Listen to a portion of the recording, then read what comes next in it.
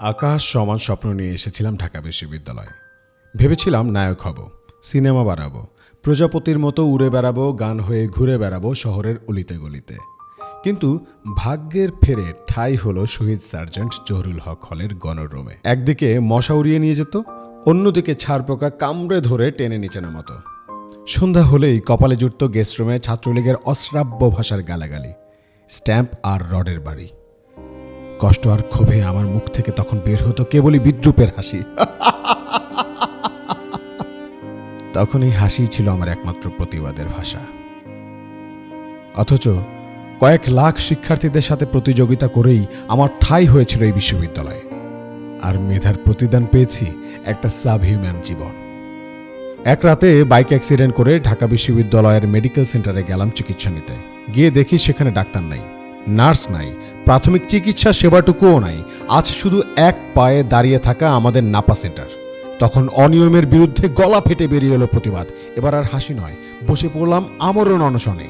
VC sir এলেন, কথা দিলেন সব ঠিক করে ফেলবে। কিন্তু সেই ভিসি স্যার কথা দিয়ে আর কথা রাখেনি।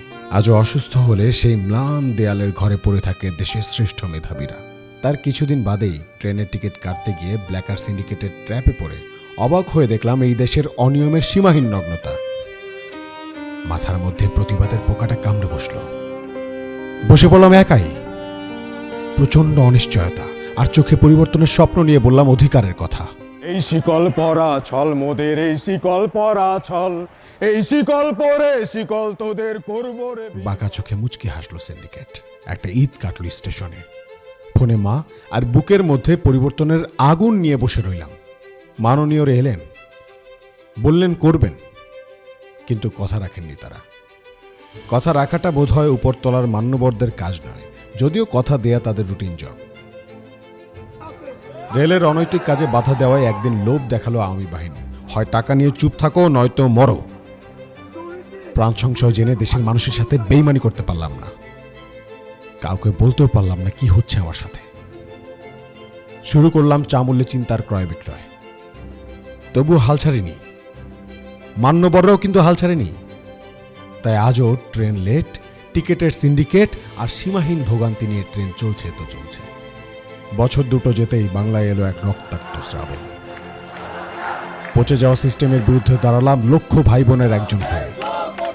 অধিকার চাইতে গিয়ে সম্মুখীন হলাম এক কপট মহিলার রক্ত পিপাসা। স্বৈরাচারের লাল নখ উপড়ে ফেলতে গিয়ে ঝরে গেল অজস্র কৃষ্ণচূড়া। স্লোগান নামক বারুদ গদি স্পর্শ করলো, হেলিকপ্টারে করে পালালো স্বৈরাচার। ঝরে যাওয়া ফুলগুলোর অতি প্রাকৃত ছবি নিয়ে ফিরে গেলাম পড়ার টেবিলে। ক্ষণে ক্ষণে শিউরে উঠতাম, আফসোস কেন যে সেই কৃষ্ণচূড়াদের একজন হতে পারলাম না। গণ অভ্যুত্থানের 1 বছর পার হলো। সেদিন ভাগ্নেকে নিয়ে বরিশালের হাসপাতালে গেলাম। ফিরে আসতে হলো বিনা চিকিৎসায়। দেখলাম রাষ্ট্রের ফ্রি সেবাগুলো পেতেও টাকা লাগছে। শেরে বাংলা মেডিকেলকে এখনো খামচে ধরে আছে সিন্ডিকেটের লোকেরা। মাথার মধ্যে পোকাটা ঝিমঝিমিয়ে বলে উঠল, লড়াই চাই। শুরু হলো প্রতিবাদ। এবার সহযোদ্ধা হলো ভুক্তভোগী বরিশালবাসী। জুলাই বিপ্লবের প্রতিশ্রুতির কবর দেখলাম, মার খেলাম পুলিশের, আর্মির, সিন্ডিকেটের। শুধু বরিশালবাসী হারতে দিল না। তাই আবারও এলো পরিবর্তনের প্রতিশ্রুতি। মাথার পোকাটা এখনো ক্লান্ত শরীরটাকে ঘুমাতে দেয়নি। এখনো সে মগজের মধ্যে স্লোগান তোলে।